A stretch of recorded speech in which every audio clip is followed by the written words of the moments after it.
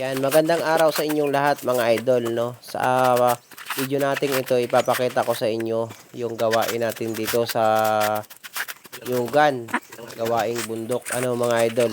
So dito nga ay nagbubunot nga tayo habang mayroon tayong nakasalang dito na nilulutong lukad. Yan. So panoorin nyo itong video ito mga idol. Sa mga hindi pa nakakaranas ng ganito, yan, manood kayo nitong video ito mga idol. At dito nyo ay mararanasan, malalaman ninyo kung paano ang mga trabaho dito sa amin sa bundok.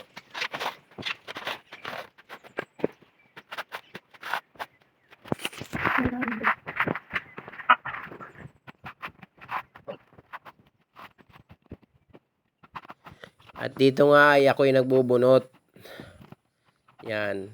At dito nga dahil wala nga akong itak, binunutan ko na rin kahit nakakapit pa sa kanyang mayangan. At pagkatapos naman yan ay isa-isa ko na rin binubuntan ng bawat isang ng nyog.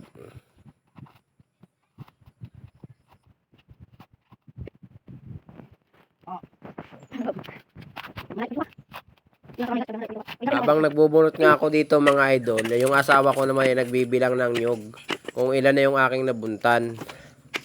At pagkatapos nga yan mga idol, yung binibilang niya ng aking asawa, ayan ay parehas namin pagtutulungan naman naming bakin. At dito nga ay sige ang kamot ng aking asawa dahil napakaraming ang guyam. Ayan, dahil sa maraming ang guyam, hindi nga natitigil yung kanyang pagkakamot ng kanyang paa, kaya siya ay naglipat ng pisto. Pero dito nga sa lugar na ito ay tuloy pa rin yung kanyang pagbibilang. Hindi lang natin maalam mga idol kung tama pa yung bilang niya dito sa kanyang hinahagis.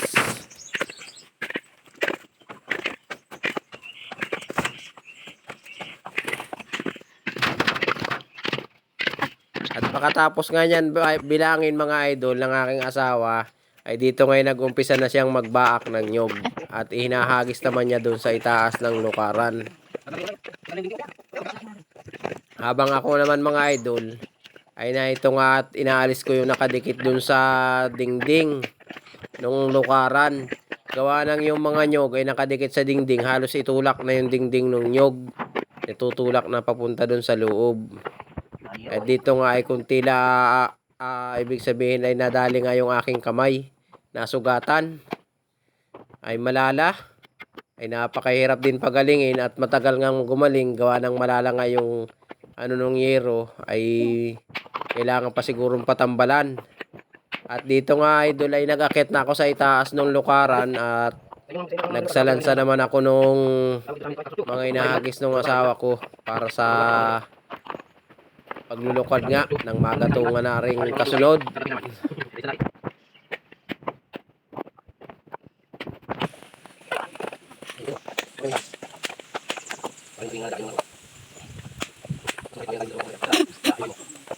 At dito nga yung inaalis kong nyog ay yun naman ang hinahagisan ng aking asawa at pinagmumuntik-muntikan na yung aking kamay. Eh hindi naman niya nakikita dahil hagis nga ng hagis lang siya galing sa ibaba. Dito nga mga idol ay ang ginagawa ko dito ay nagsasalansan ako. Yung tinatawag pa dito sa amin na karasutyo. Pero sa ibang lugar naman mga idol, ang tawag naman dito ay salansan pinggan ang tawag naman ng ibang mga maglulukad nitong ganito. Salansan pinggan. Dito sa amin naman mga idol ay karasutyo ang tawag dito. Kaya naman ginaganyan namin ang pagsasalansan mga idol para maraming laman yung lukaran at nang hindi masyadong masunog yung ilalim. Kasi marami yung nyog. At dito nga sa lugar na ito mga idol ay ako'y nagpaparikit na ng aking sinalansang mga bunot.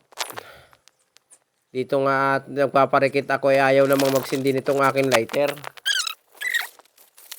Ayan, dito nga at sinisindihan ko na nga yung aking pinailalim doon sa bunot na kayakas.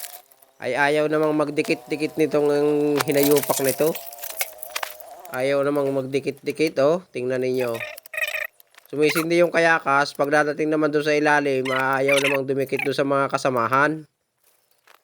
Ang hirap parikitin. Pero tuyong-tuyo yan mga idol ha. Tuyong-tuyo. Kasi tag-init naman dito sa amin.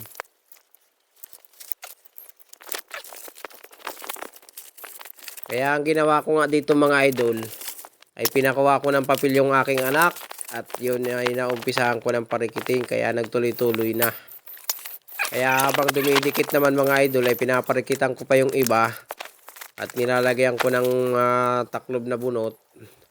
Ay grabe na ang kapal ng usok sa loob. At masakit na nga sa mata.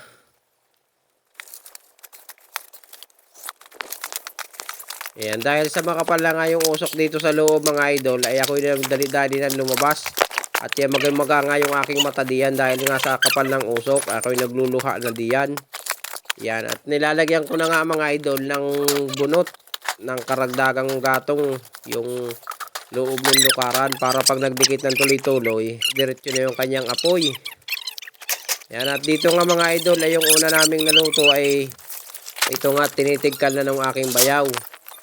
Yan. At marami na rin naman yung aming nalutong unang salang ay pinagtulungan na namin ng aking bayaw na tigkalin o kalasin sa kanyang bao, yung pinakang ukwad. So paano mga idol, hanggang dito na lang aming video. At maraming salamat sa inyong panonood. Sana po huwag niyong kalimutang mag-subscribe dito sa ating YouTube channel. Thank you very much.